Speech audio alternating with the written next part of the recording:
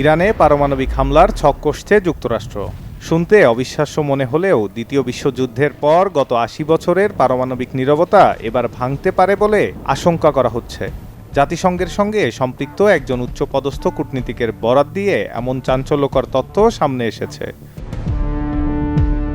যদিও আন্তর্জাতিক বিশ্লেষকরা বলছেন, বাস্তব ক্ষেত্রে এমন হামলার সম্ভাবনা এখনও অত্যন্ত কম এবং এটি কেবল চরম পরিস্থিতির জন্য একটি বিকল্প মাত্র।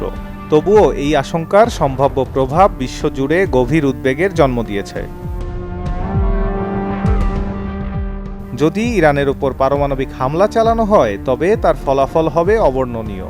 সামরিক বিশেষজ্ঞদের মতে প্রথম আঘাতেই একটি সম্পূর্ণ শহর ধ্বংস হয়ে যেতে পারে। বিস্ফোরণের মুহূর্তেই তীব্র তাপ ও চাপে প্রাণ হারাবেন লক্ষাধিক মানুষ।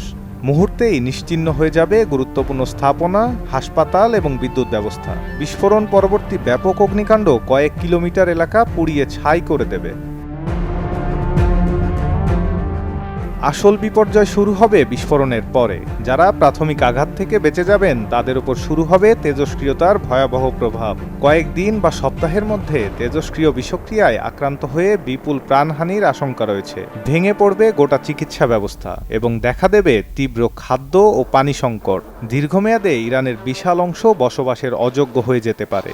মাটি ও পানি দূষিত হওয়ায় কয়েক দশক ধরে ক্যান্সার ও জন্মগত ত্রুটির মতো জটিল স্বাস্থ্য সমস্যা দেখা দেবে। এই সংকটের আঁচ লাগবে পুরো মধ্যপ্রাচ্য ও দক্ষিণ এশিয়ায়। ইরাক, তুরস্ক, আফগানিস্তান এবং পাকিস্তানের সীমান্তবর্তী অঞ্চলগুলো বাতাসের মাধ্যমে ছড়িয়ে পড়া তেজস্ক্রিয় ধূলিকণায় সরাসরি আক্রান্ত হবে।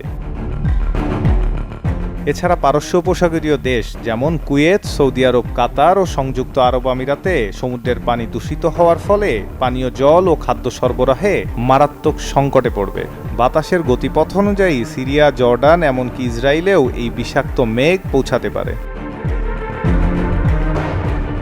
ইরানে সম্ভাব্য এই পারমাণবিক হামলা কেবল একটি দেশের অভ্যন্তরীণ সংকট হয়ে থাকবে না, বরং এটি পুরো মধ্যপ্রাচ্য ও দক্ষিণ এশীয় অঞ্চলের জন্য একটি দীর্ঘমেয়াদী মানবিক, পরিবেশগত ও অর্থনৈতিক মহাবিপর্যয় ডেকে আনতে পারে। অভিক চক্রবর্তী, চ্যানেল 24।